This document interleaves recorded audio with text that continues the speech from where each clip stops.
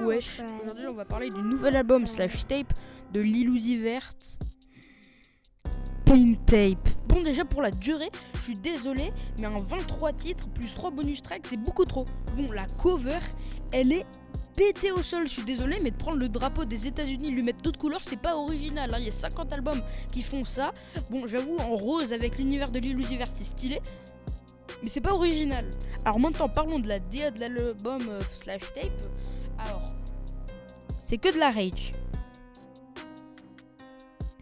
Au bout de 1h, je sais plus combien, 1h30, ça me casse les oreilles. Je suis désolé, mais 1h30 de rage, soit c'est de la rage hyper énervée, soit c'est de la rage énervée mais calme.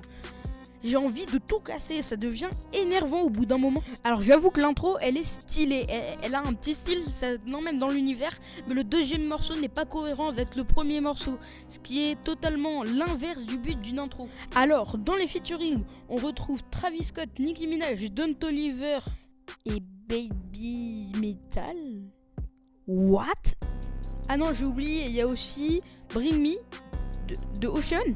What? Alors pour le feat avec Travis Scott, je suis pas un expert pour vous dire que Yeah ça suffit pas du tout pour un refrain, mais ils nous prennent pour qui? Ils nous prennent pour des bananes. Nous on va pas à la boulangerie tous les matins. Non, alors pour le feat avec Nicki Minaj, j'ai bien aimé l'ambiance de I'm Good. Alors pour Where a Wolf, je vous jure, je me fous pas de votre gueule, mais j'aime bien. Alors c'est du métal hyper hard rock et ça me donne envie de faire des pogos alors que j'ai peur de la foule, ce qui n'a aucun sens. Alors même s'il nous a pas lâché un C, je suis désolé, mais Don Toliver a éteint Lil Uzi Vert sur leur son commun. Il l'a éteint. Alors maintenant faudra parler du son avec Baby Metal. Comment dire? C'est pété au sol. Alors dedans on retrouve pas mal de sons métal.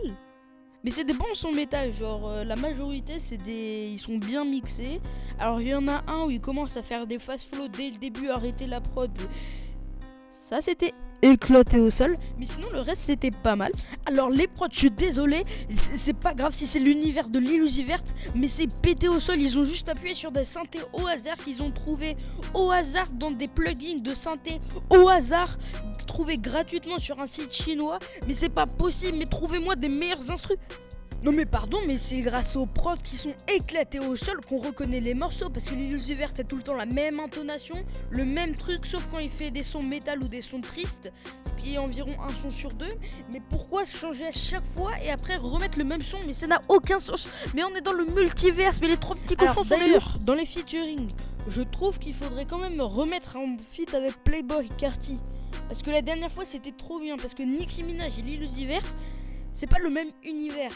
C'est comme un sandwich et des frites. C'est pas le même univers. Ne mélangez pas les serviettes et les chaussettes. C'est pas la même chose. Alors je tiens quand même à féliciter le beatmaker de Just Wanna Rock, ou I Just Wanna Rock, j'ai jamais su.